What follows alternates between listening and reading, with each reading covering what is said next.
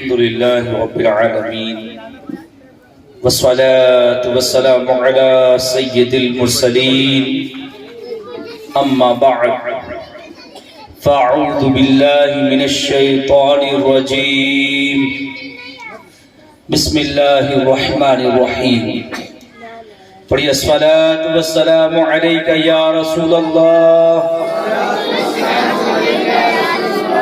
وعلى بك يا حبيب الله الصلاة والسلام عليك يا نبي الله وعلى آلك وصحابك يا نور الله فرمان مصطفیٰ صلی اللہ تعالی علیہ وآلہ وسلم نیت المؤمن خیر من عملی، مسلمان کی نیت اس کے عمل سے بہتر ہے۔ ایک جگہ فرمایا گیا انما الاعمال بالنیات، اعمال کا دار و مدار نیت پر ہے۔ محفل سجانے والوں نے سجایا ہے، نعت پڑھنے والے نعت پڑھ رہے ہیں، آپ یہاں تک آئے، آخر ہماری نیت کیا ہے؟ اچھی نیت بندے کو جنت تک داخل کر دیتی ہے، اور بری نیت اچھا عمل بھی کرے تو بندے کہ جہنم میں جانے کا سبب بھی بن سکتا ہے۔ تو ہمیں چاہیے ہر کام کرنے سے پہلے اچھی نیت کرنے کا ذہن بنائیں کہ میرا ہر عمل بس تیرے واسطے ہو، میرا ہر عمل بس تیرے واسطے ہو، کر اخلاص ایسا عطا یا الہی، کر اخلاص ایسا عطا یا الہی، میرا جینا میرا مرنا فقط تیری رضا کے لیے، میں ایک بار سبحان اللہ کہوں مولا تو راضی ہو جا، 1 روپے صدقہ کروں مولا بس تو راضی ہو جا۔ یعنی ہر کام کرنے سے پہلے ہمیں چاہیے کہ اچھی اچھی نیتیں کرنے کا ذہن بنائیں۔ اچھی نیت ہوگی تو انشاءاللہ عز و جل یہاں بیٹھنا ہمارا کامیاب ہو جائے گا۔ نیت کر لیں کہ اللہ تبارک و تعالیٰ کی رضا پانے، ثواب کمانے کی نیت سے انشاءاللہ عز و جل یہاں بیٹھیں گے، علم دین سیکھنے کی نیت سے یہاں بیٹھیں گے، جو سیکھیں گے اسے یاد رکھنے، اس پر عمل کرنے اور اسے دوسروں تک پہنچانے کی بھی سعادت حاصل کریں گے۔ درود پاک کی بے شمار فضیلت و برکات ہے، ایک فضیلت سنیے اور اپنے دل میں درود پاک کی محبت کو بڑھائیے۔ میرے آقا صلی اللہ تعالی علیہ وسلم ارشاد فرماتے ہیں جو کوئی روزانہ 50 مرتبہ درود پاک پڑھے، کتنی مرتبہ؟ 50 مرتبہ، جو کوئی روزانہ 50 مرتبہ درود پاک پڑھے گا، آقا علیہ السلام ارشاد فرماتے میں کل بروز قیامت خود اس سے مصافحہ کروں گا۔ سبحان اللہ، کیسے وہ مبارک لوگ ہوں گے جن سے آقا مصافحہ کریں۔ تو ہمیں چاہیے زیادہ سے زیادہ درود پاک پڑھنے کا معمول بنائیں، خود بھی درود پاک پڑھیں، اپنے بچوں کو بھی یہ تعلیم دیں، اپنی گھر کی اسلامی بہنوں کو بھی بتائیں کہ آقا علیہ السلام کی بارگاہ میں درود پاک کثرت سے پڑھا کریں۔ کیوں کہ اس کی بے شمار فضیلت و برکات ہے۔ جو کوئی ایک بار درود پاک پڑھتا ہے اللہ تبارک و تعالیٰ اس پر 10 رحمتیں نازل فرماتا ہے، جو کوئی 10 مرتبہ درود پاک پڑھتا ہے اس پر 100 رحمتیں نازل فرماتا ہے، جو کوئی 100 بار درود پاک پڑھتا ہے اللہ تبارک و تعالیٰ اس کے دونوں آنکھوں کے درمیان لکھ دیتا ہے کہ وہ جہنم کی آگ۔ دکھوں نے تم کو جو گھیرا ہے تو اے حاضری کی تمنا ہے تو درود پڑھو. مدینہ طیبہ جانا چاہتے ہیں, مکہ مکرمہ جانا چاہتے ہیں, درود پاک کی کثرت کر لیں. کہاں کا منصب, کہاں کی دولت, قسم خدا کی یہ ہے حقیقت, جنہیں بلایا ہے مصطفیٰ نے وہی مدینے کو جا رہے ہیں. تو درود پاک کی کثرت کیا کریں. مل کر آقا علیہ السلام کی بارگاہ میں محبت و عقیدت کے ساتھ آئیے درود پاک پڑھ لیتے. اللہم صلی علی سیدنا مولانا محمد وآلہ وسلم صلاۃ و سلام علیک یا رسول اللہ صلی اللہ تعالی علیہ وسلم. میرے میٹھے اور پیارے اسلامی بھائیوں, آج مسلمان بڑی تیزی کے ساتھ اپنے رشتے کو اس موبائل کے ساتھ بڑی ہی مضبوطی کے ساتھ جو ہے بناتا ہوا نظر آ رہا ہے. بچہ ہے, اسے بھی یوں لگتا ہے کہ جو ہے گھر والوں سے اتنی محبت نہیں ہوگی جتنی کہ موبائل سے محبت ہے. 2 سال کا, 3 سال کا, 4 سال کا بچہ ہے, موبائل اس کو دو تو وہ کھانے لگتا ہے, موبائل دے کر رکھو اسے تو وہ چپ ہو جاتا ہے. اسی طرح ہمارے نوجوان بھی کئی ایسے کہ موبائل ہاتھ میں ہو تو گھنٹوں جو ہے ایک جگہ پر بیٹھ کر وہ گیم کئی گھنٹوں تک کھیل لیں گے, انہیں پتہ بھی نہیں چلے گا. کئی ہمارے بڑے ایسے اسلامی بھائی جو موبائل میں کچھ ایسی ویڈیوز اور فلمیں لے لیں, ڈرامے لے لیں, وہ گھنٹوں دیکھتے کئی نمازیں بھی قضا ہو جاتی. یعنی موبائل کے ساتھ آج ہمارا نوجوان اس قدر لگ گیا کہ اسے دین کے معاملے میں بھی کوئی فکر نہیں, اسے اتنا بھی پتہ نہیں ہے کہ مجھے کیا سیکھنا چاہیے, کیا پڑھنا چاہیے اور کس وے میں میں جا رہا ہوں. صرف مسلمانوں کی بات نہیں, دیگر کاسٹ کو بھی لے لیں تو موبائل میں آج اکثریت اپنے وقتوں کو ضائع کرتے ہوئے نظر آ رہے ہیں. اور جو کام ہمیں کرنا چاہیے اس کام سے ہم بہت دور ہوتے چلے جا رہے ہیں. یوں لگتا ہے کہ ہم نے یہ سوچے رکھا ہے کہ کامیابی اس موبائل کے اندر ہے, مگر آقا علیہ السلام کی بارگاہ میں حاضر ہیں. سبحان اللہ, میرے آقا صلی اللہ علیہ وسلم کیا فرماتے ہیں, سنیں. نبی کریم صلی اللہ علیہ وسلم ارشاد فرماتے ہیں, تم میں سے بہترین ہے وہ شخص جس نے قرآن سیکھا اور دوسروں کو سکھایا. قرآن کی تعلیمات سے آج مسلمان دور ہوتا جا رہا ہے. جس چیز سے ہمیں بچنا تھا ہم اس چیز میں مبتلا ہوتے چلے جا رہے ہیں. قرآن پاک کی تلاوت یوں لگتا ہے کہ کئی ماہ گزر جاتے ہیں ہمارا نوجوان قرآن کی تلاوت نہیں کر پاتا. قرآن کی برکتوں سے آج بہت دور ہوتے چلے جا رہے ہیں.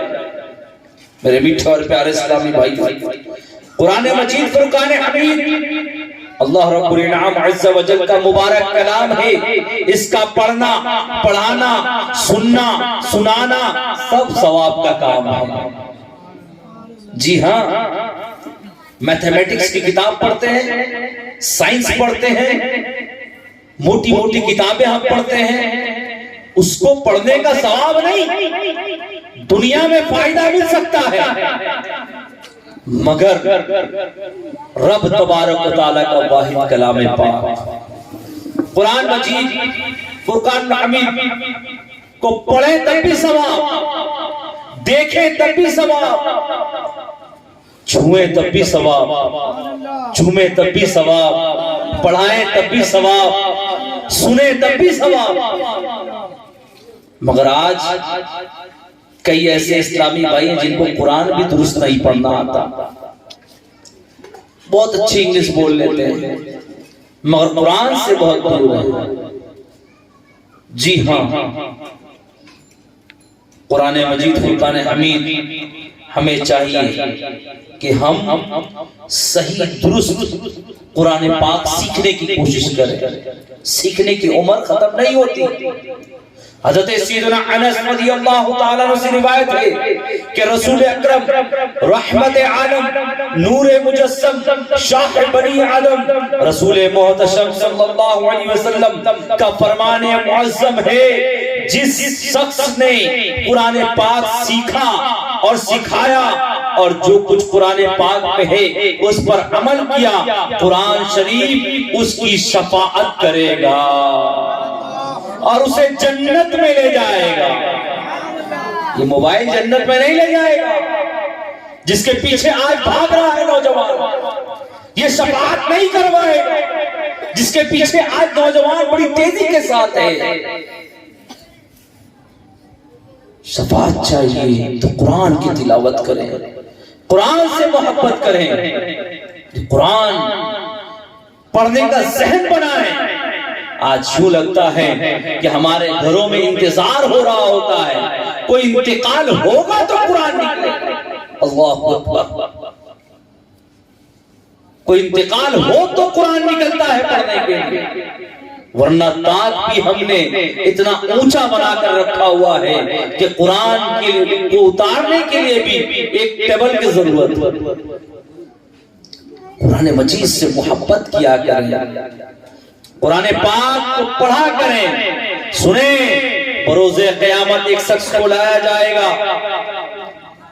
قرآن عرض کرے گا مولا یہ دنیا میں مجھے پڑھا کرتا تھا، دنیا میں مجھ سے محبت کیا کرتا تھا، مولا کریم یا اللہ اسے جنتی تاج پہنا۔ سبحان اللہ، اللہ تبارک و تعالی عرض کرے گا اسے جنتی تاج پہنایا جائے۔ پھر قرآن عرض کرے گا مولا یہ دنیا میں مجھے پڑھا کرتا تھا، مجھ سے دنیا میں محبت کیا کرتا تھا، مولا کریم اسے جنتی حلہ پہنا، تو اسے جنتی لباس پہنایا جائے۔ پھر قرآن عرض کرے گا مولا یہ دنیا میں مجھے پڑھا کرتا تھا، مجھ سے محبت کیا کرتا تھا، مولا کریم تو اس سے راضی ہو جا۔ اللہ تبارک و تعالیٰ عرض کرے گا میں اس سے راضی ہوا۔ ایک منادی ندا کرے گا قرآن کی تلاوت کرتا جا اور جنت کے درجات کو طے کرتا چلا جائے۔ وہ بندہ قرآن پڑھتا چلا جائے گا، جنت کے درجات طے کرتا چلا جائے گا، ہر آیت کے بدلے اسے ایک نعمت عطا کی جائے گی۔ سبحان اللہ، دنیا میں قرآن پڑھنے کا کیسا فائدہ ہے۔ آج صبح سے لے کر اب تک ہم نے کیا قرآن پڑھا؟ اس ہفتے میں ہم نے کتنی بار قرآن پڑھا؟ خود آپ سے سوال لیں، آپ اپنے آپ سے سوال کریں، میں اپنے آپ سے سوال کرتا ہوں، میری آواز جہاں تک جا رہی ہے اسلامی بہن اپنے آپ سے سوال کریں کہ میں نے کتنی بار قرآن کی تلاوت کی ہے۔ ماہ گزر جاتے ہیں قرآن کی تلاوت نہیں کرتے۔ قرآن پاک میں ہر کچھ کا علم دے دیا گیا۔ علی رضی اللہ تعالیٰ فرماتے ہیں کہ اگر میری اونٹ کی رسی گم ہو جائے تو میں قرآن پاک سے پتہ کر لوں کہ کہاں گم ہوا ہے۔ سبحان اللہ، قرآن پاک سے محبت کریں، قرآن کی تعلیمات کو عام کریں، قرآن پڑھنے کا ذہن بنائیں، قرآن اپنے بچوں کو پڑھائیں۔ قرآن میں کئی واقعات ہیں، ان واقعات کو بچوں کو سنائیں کہ قرآن صحیح معنوں میں آج ہم جو موبائل دیتے ہیں اپنے بچوں کو قرآن کے واقعات کو سنائیے۔ قرآن میں جو دیا گیا ہے، جو تعلیمات دی گئی ہے اسے اپنے بچوں کو بتائیں، اپنے بچوں کے مستقبل کو خراب نہ کریں۔ 5 سال کا بچہ ہے، آپ اسے موبائل دے کر کے چپ کرواتے۔ گھر کی اسلامی بہنیں سنیں، بچوں کو خود سنبھالنے کے بجائے ان کو موبائل دے دیا جاتا ہے کہ یہ چپ رہے گا، ان کے دماغوں کے ساتھ کھیلا جا رہا ہے۔ چھوٹا سا بچہ اور وہ موبائل گھنٹوں گھنٹے دیکھ کر وقت سے پہلے اپنی آنکھ کی روشنی کھو دیتا ہے، سوچنے کی قوت کم ہو جاتی ہے۔ کہاں لے جا رہے ہیں ہم اپنی قوم کو؟ پھر کہتے ہیں ہمارے قوم میں یہاں سے لے کر وہاں تک مسلمان ہیں، مگر کوئی بھی ہائی ایجوکیشن والا مسلمان نظر نہیں آتا۔ 10 کلاس میں جاتا ہے بچہ بیک ہو جاتا ہے، 11 کلاس پڑھتا ہے بچہ بیک ہو جاتا ہے۔ کیوں؟ آخر وجہ کیا ہے؟ ہم نے بچپن سے ہی اس کی صحیح تربیت نہیں کی، بچپن سے ہی ہم نے اس کو دوسرے لائن پر بھیجا، بچپن سے ہی ہم نے اسے غلط طریقہ سکھایا، بچپن سے ہی ہم نے جو ہے اس کی صحیح تربیت نہیں کی، بچپن سے ہی ہم نے جو ہے اپنے بچوں کا خیال نہیں رکھا۔ ہم کہتے ہیں میرا بچہ، ہم نے بہت محبت کرتے ہیں۔ کیا محبت اسی طرح ہوتا ہے؟ پہلے کی مائیں تھی، جی ہاں، بچہ سکھ میں ہوتا تھا اور ماں قرآن کی تلاوت کر رہی ہوتی تھی، بچے کی ولادت ہوئی، بچہ بڑا ہوا، کئی پارے سنا دیا کرتے تھے، اور یہی وجہ ہے کہ پہلے کے بچے ایسے ہوتے کہ غوث و ابدال پیدا ہوا کرتے تھے۔ تو اپنے بچوں کی صحیح تربیت کیجیے، واقعات سنانا ہے۔ آج کئیوں کو دیکھتا ہوں اپنے بچوں کو طرح طرح کی کارٹونز دے دیتے ہیں دیکھنے کے لیے، اور وہ کارٹونز بھی کیسے ہوتے ہیں کہ وہ کارٹون دیکھ کر بچہ غیروں کی مصاحبت کر رہا ہوتا، بچہ وہ بول رہا ہوتا ہے میں نے یہ سیکھا وہ سیکھا۔ واقعات سنانا ہے نا، قرآن کے واقعات سنائیں، کہانی سنانا ہے نا۔ قرآن میں کئی واقعات کیے ہوئے ہیں، ارے پڑھو تو صحیح، قرآن ترجمہ و تفسیر کے ساتھ پڑھے تو صحیح، آپ کو پتا چلے گا قرآن میں کیا ہے۔ آئیے ایک واقعہ سناتا ہوں، کس طرح سے باتیں سیکھنے کو ملتی ہیں، یہ کیسی واقعات ہیں، سنیں۔ روایت ہے کہ حضرت داؤد علیہ السلام، حضرت داؤد علیہ السلام کی قوم کے 70,000 آدمی عقبہ کے پاس سمندر کے کنارے ایلا نامی گاؤں میں رہتے تھے، اور یہ لوگ بڑی فراخی اور خوشحالی کی زندگی بسر کیا کرتے تھے۔ میں قرآن کی واقعات سنا رہا ہوں، توجہ سے سنیے۔ یہ قوم سمندر کے کنارے رہا کرتی تھی، بڑی خوشحالی کے ساتھ اپنی زندگی بسر کیا کرتی تھی۔ اللہ تعالیٰ نے ان لوگوں کا اس طرح امتحان لیا کہ سنیچر کے دن، سیٹرڈے کے دن مچھلی کا شکار ان لوگوں پر حرام فرما دیا۔ یعنی وہ سمندر کے کنارے رہتے، مچھلیاں پکڑتے، کھاتے بھی بیچتے بھی، مگر اللہ تبارک و تعالیٰ نے امتحان کیسا لیا کہ سنیچر کے دن مچھلی نہیں پکڑنی،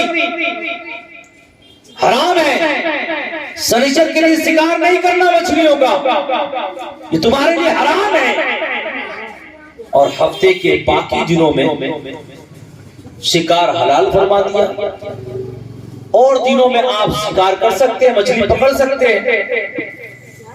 مگر اس طرح ان لوگوں کو آزمائش میں مبتلا فرما دیا کہ سنیچر کے دن بے شمار مچھلیاں آتی تھی اور دوسرے دنوں میں نہیں آتی تھی، اور دنوں میں اتنی مچھلیاں نہیں آتی، سنیچر کے دن بہت ساری مچھلیاں آتی تھی۔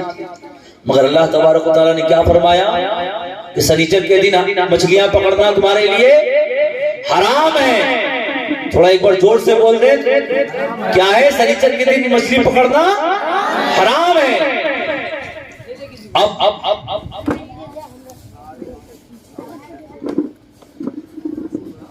ان میں سے، ان لوگوں میں سے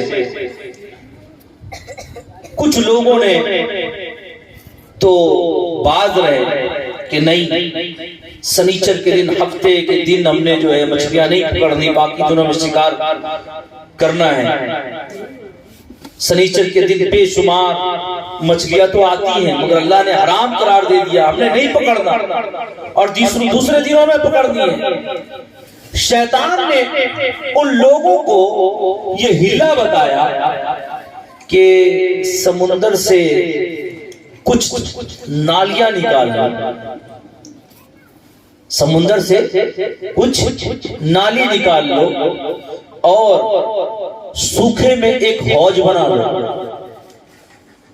نالا نکال لو اور حوض بنا لو، اور جب سنیچر کے دن ان نالیوں کے ذریعے سے، پانی کے ذریعے سے مچھلیاں حوض میں آ جائیں تو نالیوں کا منہ بند کر دو اور اس دن شکار نہ کرو۔ سنیچر کے دن نہ پکڑو، اتوار کے دن پکڑ لیا جا کر، اور کسی دن پکڑ لو، دوسرے دن مچھلی پکڑ لو۔ ان لوگوں کو یہ شیطانی ہلا بازی پسند آ گئی، اور ان لوگوں نے یہ نہیں سوچا کہ جب مچھلیاں نالیوں اور حوضوں میں مقیم ہو گئی، آ کر کے ایک جگہ وہ قید ہو گئی، تو یہی ان کا شکار کرنا پایا گیا۔ سنیچر کے دن حرام تھا، نہیں پکڑنا ہے۔ اس موقع پر ان یہودیوں کے 3 گروہ بن گئے۔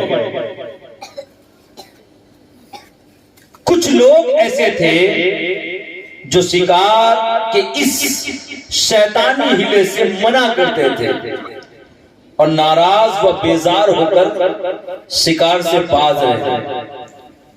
یعنی آج بھی دیکھیں گے گناہ ہوتے ہوئے دیکھتے نا کوئی، تو کچھ لوگ ایسے ہوتے ہیں جو جا کے منع کرتے ہیں اور اپنے کو گناہ سے بچاتے ہیں، یہ کام مت کرو، غلط ہے، اور اپنے آپ کو بھی بچاتے ہیں۔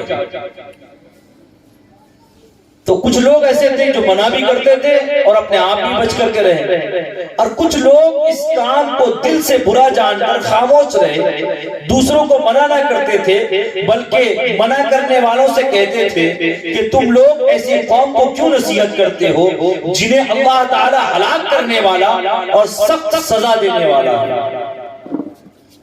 آج بھی کچھ لوگ ایسے ہیں جو کہتے ہیں ارے ان لوگوں کو کیا سمجھانا، چھوڑو، یہ تو ختم ہے، ان لوگوں کو مت سمجھاؤ، اور اپنے تو باز رکھتے ہیں، اپنے بھی نہیں کرتے۔ تو دو گروہ اس طرح کے، اور تیسرا، اور کچھ وہ سرکش و نافرمان لوگ تھے جنہوں نے حکم خداوندی کے اعلانیہ مخالفت کی اور شیطان کے ہلے بازی کو مان کر سنیچر کے دن شکار کر لیا اور ان مچھلیوں کو کھایا اور بیچا بھی۔ انہوں نے وہ ہلا لگایا، نالا نکالا اور حوض بنائے، حوض بنانے کے بعد مچھلیاں آئیں، ان کو پکڑا بھی، کھائے بھی، بیچے بھی۔ جب نافرمانوں نے منع کرنے کے باوجود جو شکار کر لیا تو منع کرنے والی جماعت نے کہا کہ اب ہم ان معیشت کاروں سے کوئی میل ملاپ نہ رکھیں گے۔ چنانچہ ان لوگوں نے گاؤں کو تقسیم کر کے درمیان میں ایک دیوار بنا لی اور آمد و رفع آنے جانے کا راستہ الگ دروازہ بنا لیا۔ حضرت داؤد علیہ السلام نے غضبناک ہو کر شکار کرنے والوں پر لعنت فرما دی۔ اس کا اثر یہ ہوا کہ ایک دن خطا کاروں میں سے کوئی باہر نہیں آیا۔ دیکھیں اس واقعے سے کچھ سیکھنے کی کوشش کریں۔ جنہوں نے اللہ کی نافرمانی کی، جنہوں نے رب کی نافرمانی کی، ان کے ساتھ تعلق توڑ دیا، کوئی رشتہ نہیں، نافرمان ایک طرف اور اللہ کے فرمانبردار ایک طرف، کوئی تعلق نہیں۔ جس سے رشتہ تھا وہ انہوں نے رشتے توڑ دیے، نہ ان کے ساتھ بات کریں گے، نہ ان کے ساتھ کلام کریں گے، نہ ان کے ساتھ رشتہ داری رکھیں گے۔ کیوں؟ فقط اس وجہ سے کہ رب کی نافرمانی کی ہے انہوں نے، اللہ تبارک و تعالیٰ کی نافرمانی کی ہے، اس لیے ہم نے ان کے ساتھ تعلق نہیں رکھنا، رشتے نہیں رکھنے۔ آج ہم بھی غور کریں، اللہ اس کے رسول کا نافرمان ہوتا ہے، ہم اس کے ساتھ رشتہ داری جوڑ رہے ہوتے ہیں، آقا صلی اللہ علیہ وسلم کے بارے میں الٹا پھلٹا بول رہا ہوتا ہے، ہم کہہ رہے ہوتے ہیں میرا دوست ہے، میرا فرینڈ ہے۔ ذرا غور کیجئے کس قدر وہ لوگ تھے۔ اب ایک دن آواز نہیں آ رہی تو اللہ کے نافرمان جتنے لوگ تھے انہوں نے کہا تھوڑا دیکھو تو صحیح کیا بات ہے، اس طرف سے کوئی آواز نہیں آ رہی۔ تو انہوں نے جب جھانک کر دیکھا دیوار سے تو کیا دیکھتے ہیں کہ وہ سارے کے سارے بندر بنا دیے گئے۔ اللہ اکبر، اللہ اکبر، سارے کے سارے بندر بنا دیے گئے۔ اور وہ بندر بن جانے والے اپنے رشتہ داروں کو پہچانتے تھے، ان کے کپڑوں کو آگر سونگتے تھے، مگر ان کے رشتہ دار ان بندروں کو نہیں پہچانتے تھے۔ اور یہ سارے کے سارے 3 دن تک بھوکے پیاسے رہے اور ہلاک ہو گئے۔ اس واقعے کا اجمالی بیان سورہ بقرہ کی آیت میں ہے، ترجمہ کنز الایمان۔ اور بے شک ضرور تمہیں معلوم ہے تم میں کہ وہ جنہوں نے ہفتہ میں سرکشی کی تو ہم نے ان سے فرمایا کہ ہو جاؤ بندر دھتکارے۔ یہ 3 دن تک یہ لوگ بھوکے پیاسے رہے اور سارے کے سارے بندر ہلاک ہو گئے۔ ان کی تعداد 12,000 بتائی جاتی ہے۔ تو ہمیں کوشش کرنا چاہیے اللہ کی نافرمانی سے بچیں، رب کی نافرمانی نہ کریں، رب نے جس چیز سے منع کیا اس کے قریب نہ جائے، اللہ نے جو کام کرنے کو ارشاد فرمایا ہمیں اس پر عمل کرنا ہے، نمازوں کی پابندی کرنی ہے، ہمیں علم دین حاصل کرنا ہے، قرآن کی تلاوت کرنا ہے، قرآن کو ترجمہ و تفسیر سے پڑھنا ہے، ہمیں بہتر طریقے سے اپنی زندگی گزارنے کے لیے رب تبارک و تعالیٰ کو راضی کرنا ہے۔ تو انشاءاللہ عز و جل اللہ نے چاہا تو ہمارا بھی بیڑا پار ہوگا اور رب کی نافرمانی سے بچنے والے بنیں گے۔ دعوت اسلامی یہی ذہن دیتی ہے، دعوت اسلامی یہی بتاتی ہے کہ اللہ تبارک و تعالیٰ نے جس بات سے منع فرمایا ہے اس بات سے ہم رک جائیں، وہ کام نہ کریں۔ جھوٹ، غیبت، چغلی، بدگمانی جیسی بیماریوں سے ہم اپنے آپ کو بچائیں، مدنی قافلوں کے مسافر بنیں، علم دین حاصل کریں، انشاءاللہ عز و جل اس کی برکتیں خود آپ اپنے آپ میں دیکھیں گے، اپنے آپ کے اندر تبدیلی پیدا کریں۔ کئی رجب المرجب گزر گیا، پھر ایک بار رجب المرجب کا مہینہ گزرنے والا ہے، شعبان المعظم آنے والا ہے، رمضان المبارک کا مہینہ اس کے بعد ہے۔ ہم اب تو کم از کم اتنا کریں کہ قرآن سے محبت کریں، قرآن کو پڑھنے والے بن جائیں، کل سے ہی کچھ نہ کچھ قرآن کی تلاوت کریں۔ آپ کہیں گے قرآن پڑھنا نہیں آتا، تو میرے بھائی قرآن کو سینے سے لگانے والے بن جائیں، قرآن کو آنکھوں سے لگانے والے بن جائیں، قرآن سے محبت کریں، قرآن کو اٹھائیں اور کہیں کہ میرے رب کا کلام ہے، یا مولا یا اللہ مجھے قرآن پڑھنے کی توفیق عطا فرما دے، قرآن سیکھنے کی کوشش کریں تو انشاءاللہ عز و جل اس کی برکتیں ملتی ہوئی نظر آئیں گی۔ اللہ تبارک و تعالی ہمیں صحیح معنوں میں قرآن کی محبت ہمارے دلوں میں عطا فرمائے۔ الحمدللہ عز و جل دعوت اسلامی کا ایک ڈپارٹمنٹ ہے جس میں بڑے لوگوں کو قرآن پڑھایا جاتا ہے، یعنی 15 سال کے اوپر کے اسلامی بھائیوں سے لے کر 60 سال کے اسلامی بھائیوں تک قرآن فی سبیل اللہ سکھایا جاتا ہے۔ تو آپ بھی اپنے یہاں پر کوشش کریں، کوئی جگہ ایسا بنائیں جہاں پر 10 اسلامی بھائی 20 اسلامی بھائی بیٹھ کر قرآن اپنا درست کر سکیں۔ انشاءاللہ ہمارے معراج بھائی سے رابطہ کریں گے تو ایک مدرس جو آپ کے یہاں آ کر قرآن پڑھانے والا بنے گا، قرآن کی تعلیمات کو عام کریں، قرآن کو پڑھیں سمجھیں تو انشاءاللہ زندگی گزارنا بڑا آسان ہو جائے گا۔ آج لوگ پریشان ہیں، پریشانیوں کا حل چاہتے ہو تو قرآن پاک کی تلاوت کرو۔ آپ چاہتے ہیں کہ تکلیفیں دور ہو جائیں تو قرآن کی تلاوت کریں۔ آپ چاہتے ہیں کہ دکھ پریشانیاں یہ ختم ہو جائیں تو قرآن سے محبت کرنے والے بنو، اپنے گھروں میں قرآن پاک پڑھنے کا ذہن بنائیں۔